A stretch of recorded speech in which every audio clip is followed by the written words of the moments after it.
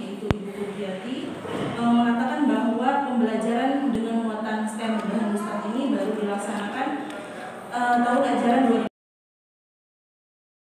Karena tergolong baru, maka proses perubahan itu sangat terasa jelas dialami oleh pendidik, di mana harus beradaptasi dan belajar lagi tentang pembelajaran ini. Yang pembelajaran awalnya itu sebelumnya itu, yakni pembelajaran itu tidak berpusat pada anak, melainkan pada guru. Meskipun sudah melakukan pelatihan tentang STEM berbahan musbat ini, tapi pada tahun 2020 akan tetapi bagi pendidik masih sepenuhnya belum memahami pembelajaran muatan STEM berbahan musbat itu, sehingga mereka berpendapat belum maksimal dalam mengimplementasikan metode ini dalam pembelajaran. Nah, kenapa peneliti melakukan penelitian di RA Ummatan Wahidah? Karena saat peneliti akan melakukan penelitian tentang pembelajaran, karena di Rejang Lebong itu pada saat itu yang sudah menggunakan pembelajaran berbahan musbat ini baru di RA Ummatan Wahidah Cibubur. Nah, sementara untuk tingkat satuan pendidikan yang lain kita baru melaksanakan pelatihan tentang pembelajaran ini. Selanjutnya fokus penelitian yaitu manajemen. Yang pertama, manajemen pembelajaran anak usia dini dengan muatan STEM berbahan musbat dari Ummatan Wahidah Cibubur. Yang kedua, pelaksanaan. Yang ketiga, dampak dari manajemen pembelajaran anak usia dini dengan muatan STEM berbahan musbat. Pertanyaan penelitian, bagaimana manajemennya, bagaimana pelaksanaan pembelajarannya, dan bagaimana dampak manajemen anak usia dini dengan muatan berbahan musbat di era Ummatan Wahidah.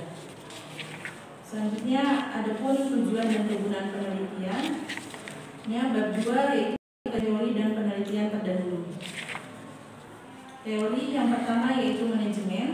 Manajemen itu merupakan suatu rangkaian kegiatan yang diarahkan pada sumber-sumber energi organisasi dengan maksud untuk mencapai tujuan organisasi secara efisien dan efektif. Ada fungsi dari manajemen yaitu planning, itu proses aktivitas yang mempersiapkan secara sistematis kegiatan-kegiatan yang akan dilaksanakan untuk mencapai tujuan tertentu. Selanjutnya organizing, pengorganisasian atau pembagian kerja yang dialokasi kepada sekelompok orang. Exploiting yaitu merupakan untuk melakukan pekerjaan secara bersama-sama. Controlling yaitu proses pengamatan serta hasil yang dicapai dengan standar yang sudah diresmikan dalam perencanaan. Selanjutnya teori itu tentang pembelajaran anak usia dini.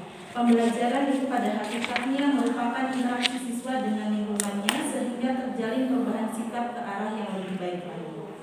Anak usia dini merupakan kumpulan anak yang berada dalam proses suatu perkembangan dan kemajuan yang unik. Kategori anak usia dini itu dari 2 sampai 6 tahun dan termasuk prasekolah. Jadi yang dimaksud dengan pembelajaran anak usia dini itu merupakan proses interaksi anak, orang tua atau orang dewasa lainnya dalam suatu lingkungan untuk mencapai perkembangan. Selanjutnya manajemen anak usia dini yaitu merupakan upaya mengatur, mengelola, dan mengarahkan adanya interaksi edukatif antara peserta dan pendidik serta lingkungannya secara sistematis, terencana, dan teratur. Selanjutnya fungsi manajemen dalam anak usia dini yaitu pertama perencanaan. Perencanaan ini meliputi dalam pembelajaran itu meliputi RPPS, RPPM, dan PPH. Selanjutnya pengorganisasian itu upaya yang dilakukan oleh kepala PAUD dalam membagi dan menangani tugas pokok unsur pendidik dan tenaga pendidik. Pelaksanaan yaitu menjalankan kegiatan sistem pembelajaran. Penilaian yang ada di pendidikan ini bisa dilaksanakan diantaranya lewat observasi, penilaian unjuk kerja, pemberian tugas, dan lain sebagainya. Selanjutnya STEM. STEM ini singkatan dari Science, Teknologi, Engineering, Art, dan Teknologi. Tentunya model pembelajaran STEM di PAUD ini yaitu mengajak anak untuk menumbuhkan minat, daya tangkap, untuk menghadapi dan mengajukan pertanyaan sehingga ini mampu mengumpulkan informasi yang meliputi dengan menyelidiki, memperhatikan, menemukan, meneliti sesuatu yang ada di sekitarnya. Nah, komponen yang ada di STEM itu ada 5.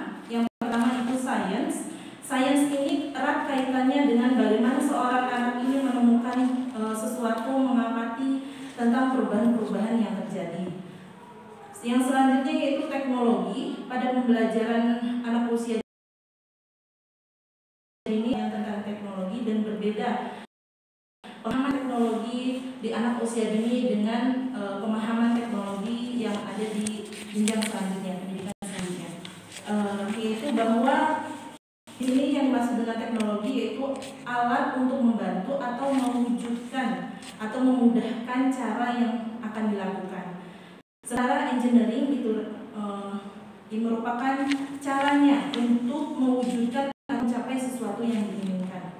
Sedangkan art itu merupakan bentuk komunikasi atas pemahaman sebuah konsep. Nah, bentuk itu bisa berupa musik, visual, gerak, drama, melukis, dan yang lainnya yang berkaitan dengan art. Selanjutnya itu matematik. Matematik itu merupakan hanya mengenalkan konsep dasar matematika. Karena bermain tentang mengenal konsep lebih banyak, lebih sedikit, berapa jumlah itu. Selanjutnya Guspat. Guspat itu merupakan alat perangkat edukatif di sekitar anak yang berupa bahan-bahan terbuka, dipindahkan dan digunakan sendiri ataupun digabungkan dengan bahan-bahan lain. Dapat berupa benda alam dan sintetis. Adapun di sini terdiri ada 5 penelitian terdahulu. Selanjutnya bab 3 metode penelitian. Penelitian ini menggunakan metode kualitatif deskriptif. Subjek penelitian itu meliputi kepala RA, guru kelas, orang tua, dan wali murid. Selanjutnya sumber data penelitian meliputi sumber data primer dan sekunder, instrumen penelitian, pengumpulan data menggunakan teknik observasi, wawancara, dan dokumentasi. Keabsahan data meliputi ketekunan dalam observasi, triangulasi, kecukupan referensi. Kemudian data dianalisis melalui tahapan pengumpulan data, reduksi data, display data, dan kesimpulan. Yang bab 4 itu hasil penelitian dan pembahasan. Di sini ada gambaran umum, objek, dan subjek penelitian. Hasilnya hasil dan temuan penelitian. Yang pertama yaitu manajemen pembelajaran anak usia dini dengan muatan STEAM berbahan Guspat di era Umatan Wahidah. Yang pertama itu planning, di mana adanya menyiapkan beberapa program kegiatan 1 tahun oleh kepala sekolah beserta pendidik yang tertuang dalam silabus. Nah, dalam silabus ini ada berupa tentang RPPS, RPPH, RPPM, dan RPPH. Nah, selanjutnya langkah-langkah pembelajaran menggunakan metode muatan STEAM berbahan Guspat. Selanjutnya melakukan verifikasi berbahan Guspat, dan terakhir menyusun kegiatan-kegiatan yang dilaksanakan setelah materi disampaikan. Organisasi yang dilakukan yaitu kepala sekolah membagikan tugas pada guru yang sesuai dengan bidangnya. Selanjutnya guru mengorganisasikan materi sesuai dengan dari masing-masing. Yang ketiga yaitu pengorganisasian secara menyeluruh. Itu diawali dengan melakukan aktivitas motorik kasar seperti sholat duha, gerak, dan lain sebagainya. Selanjutnya melaksanakan kegiatan pembuka itu berupa salam, berdoa. Selanjutnya kegiatan inti yang sesuai dengan yang ada di RPPH. Selanjutnya yaitu kegiatan akhir. Controlling yang dilakukan, yang pertama penilaian dilakukan sepanjang waktu. Simpulan.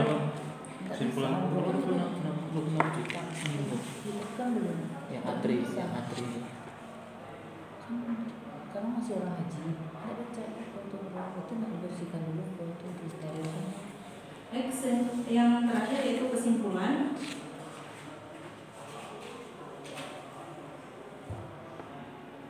Simpulan yang pertama itu tentang manajemen pembelajaran anak usia dini dengan muatan STEAM berbahan Guspat, di mana yang A itu ada perencanaan, di mana di RA Umatan Wahidah Curug itu menyusun program kegiatan 1 tahun oleh kepala sekolah beserta pendidik yang tertuang dalam silabus. Di dalam silabus itu terdapat RPPS, RPPM, dan RPPH yang setelah diorganisasikan, pengorganisasian adanya rapat koordinasi menjelang awal tahun ajaran baru maupun awal semester. Kepala sekolah itu memberikan tugas pada pendidik awal tahun ajaran baru dengan bidang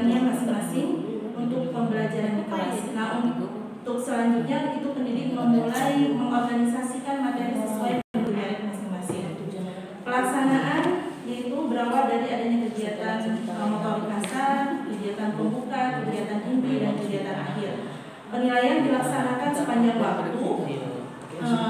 Teknik yang digunakan itu antara lain penugasan, percakapan, observasi, dan unjuk kerja dan hasil karya.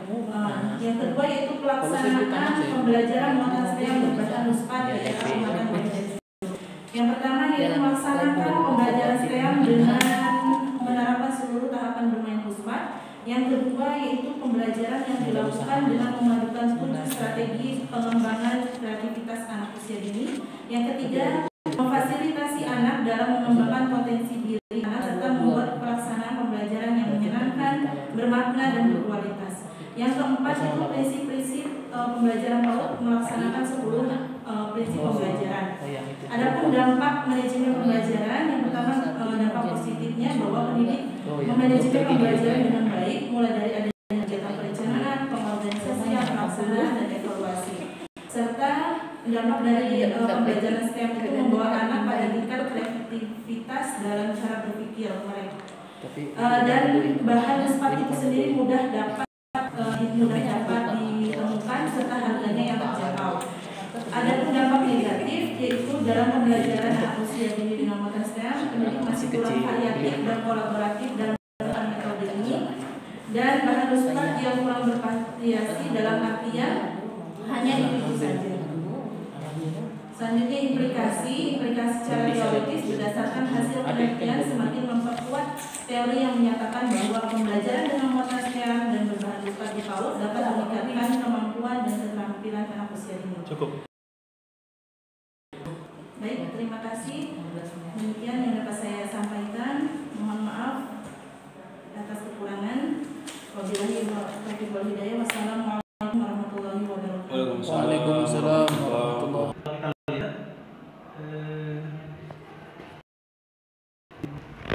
DRA ini baru pertama kali di Lampung ya. Sepertinya dari. Karena saya tapi bukan sistem itu ya. Nah, jadi baik untuk itu saya tanyakan karena Ibu Sulai tinggal di situ ya. Di Merigi. Oh di Merigi ya. Yang kami tanyakan tuh bagaimana dalam menumbuhkan minat dalam bentuk engineering.